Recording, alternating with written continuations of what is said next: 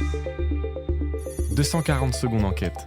120 secondes de plus pour approfondir un dossier exclusif de Capital.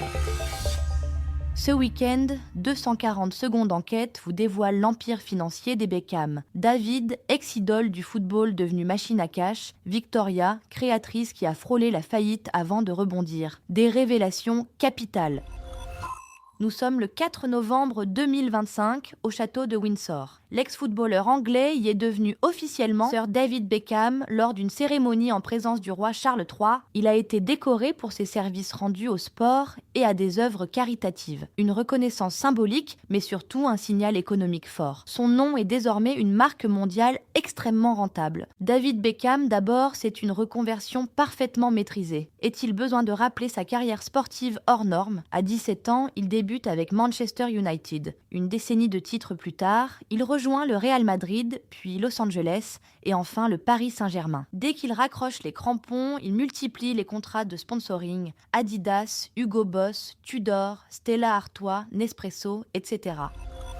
Selon sa holding, ses revenus issus du sponsoring atteindraient près de 100 millions d'euros annuels, bien plus que lors de sa dernière année de joueur. En 2023, entre contrats publicitaires, partenariats et recettes générées par son documentaire Netflix, coproduit par sa société, l'ex-footballeur aurait empoché quelques 85 millions d'euros selon la presse économique britannique. David Beckham a compris que son image valait de l'or. Il l'a gérée, diversifiée et monétisée. Et le couple médiatique qu'il forme avec Victoria, il l'utilise aussi pour renforcer sa valeur.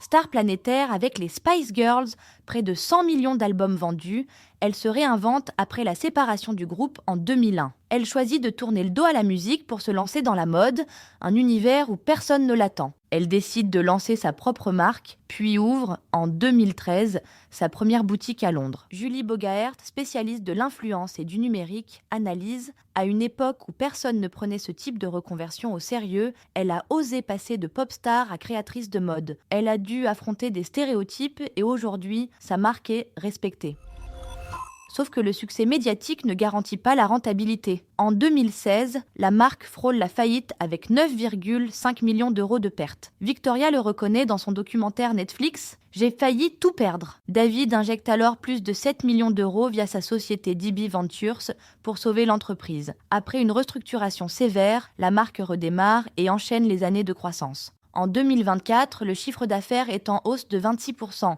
pour la 4e année consécutive. Si la mode a légitimé Victoria, c'est désormais sa marque de cosmétiques Victoria Beckham Beauty qui propulse sa réussite. Son satin casual liner, par exemple, se vend toutes les 30 secondes. Une véritable transformation de son image en business rentable. Ensemble, les Beckham ont transformé leur nom en empire financier. Selon le Sunday Times, leur fortune cumulée atteindrait 500 millions de livres, soit environ 570 millions d'euros. Une leçon de business derrière le glamour. Envie d'en savoir plus? Retrouvez cette enquête en intégralité sur Capital. Ce podcast a été écrit par les journalistes de Capital et mis en voix par une intelligence artificielle. Abonnez-vous sur votre plateforme habituelle pour écouter un nouvel épisode chaque samedi.